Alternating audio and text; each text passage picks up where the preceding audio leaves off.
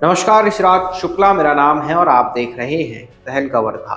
वर्धा शहर के इंजापुर dumping yard में कचरे में बार बार लगाई जा रही आग से आसपास के नागरिकों को भारी परेशानियों का सामना करना पड़ रहा है।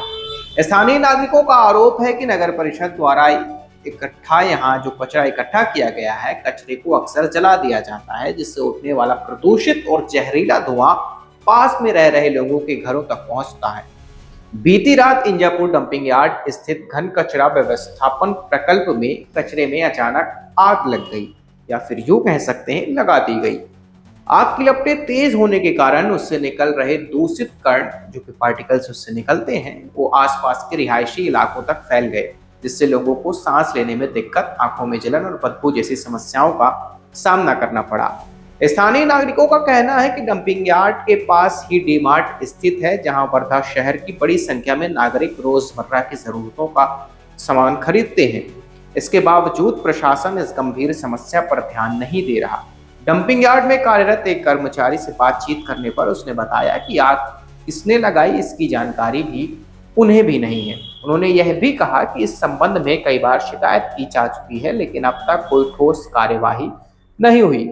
वहीं स्थानीय नागरिकों का आरोप है कि यह आग वहां जो कार्यरत कार्य करने वाले लोग हैं और ठेकेदार, ये सब मिलजुल कर और उनके साथियों द्वारा जानबूझकर लगाई जाती है, क्योंकि यहाँ सीसीटीवी कैमरे मौजूद हैं और यह घटना पहली बार नहीं हुई, बार बार दोहराई जा रही है, फिर भी उन कैमरों के माध्यम से कोई जांच नहीं की जाती।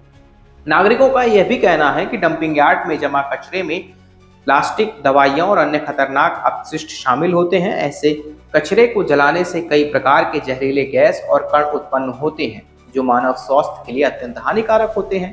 इसके साथ ही आरोप यह भी है कि डंपिंग यार्ड में लगी मशीनें पूरी तरह से खराब पड़ी हैं। जैसे ही कचरे की मात्रा बढ़ती है, उसे निपटाने के बजाय जला दिया जाता है, बिना यह सोचे कि इससे आसपास रहने वाले लोगों के स्वास्थ्य और जीवन पर कितना गंभीर असर पड़ सकता है। इस पूरे मामले पर नगर परिषद प्रशासन की चुप्पी कई सवाल खड़े कर रही है। यदि भविष्य में किसी प्रकार की गंभीर बीमारी या बड़ी दुर्घटना होती है, तो इसकी जिम्मेदारी कौन लेगा?